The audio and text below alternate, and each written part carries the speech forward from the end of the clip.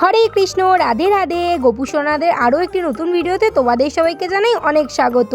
আর আজকের ভিডিওটি যেটা তোমাদের সাথে শেয়ার করছি সেইটা হচ্ছে দ্বাদশীর সকালের ভিডিও।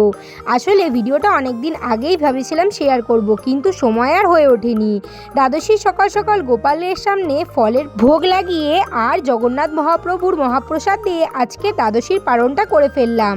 আর তারপরে চটজলদি গোপুসোনার জন্য আজ বানিয়ে নিয়েছিলাম লুচি আর সাদা আলুর তরকারি, কারণ অনেকদিন ধরেই গোপাসনাকে আমার দিতে ইচ্ছা করছিল নিজের হাতে রান্না করে ভোগ। তাই চটপট ভোগটা রান্না করে চলে আসলাম বেলায় গোপুসোনার কাছে, কারণ এখন গোপাসনাকে স্নানটা করিয়ে ফেলবো, তারপরে ওকে ভোগটা লাগিয়ে দেবো। তার জন্য সবার প্রথম সকালের বাল্যভোগের থালাটা সরিয়ে ফেললাম, আর এরপরে গোপুসোনাদের এক এক করে জামা কাপড় ছাড়িয়ে সুন্দর করে স্নানটা করিয়ে নেব।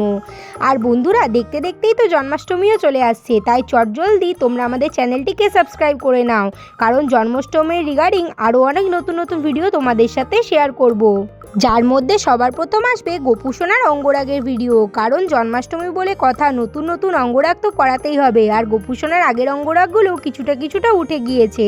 আর এমনিতেও জন্মাষ্টমী আসা মানেই গোপাসনাকে নতুন সাজে সাজিয়ে তোলা। এখন গোপুসোনার স্নানটা চটজলদি করিয়ে ফেলি, যার জন্য সবার প্রথম গোপালের স্নানের জলটা রেডি করে নিয়েছিলাম। দিয়ে নিয়েছিলাম জলের মধ্যে রোজ ওয়াটার, অগরু, তুলসী পাতা আর সামান্য পুষ্প।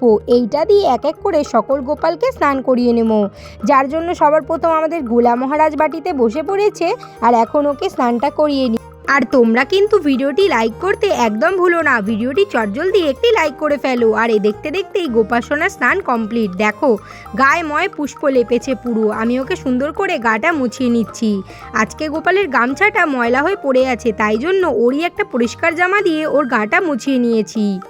তারপর সকল গোপালকে পরিষ্কার বস্ত্র পরিয়ে ফুল দিয়ে জায়গাটা সুন্দর করে সাজিয়ে নিয়েছি। এখন পালা হচ্ছে ভোগ লাগানোর, যেইটা আমি তুলসী পাতার সহযোগে ভোগ লাগিয়ে নিয়েছি।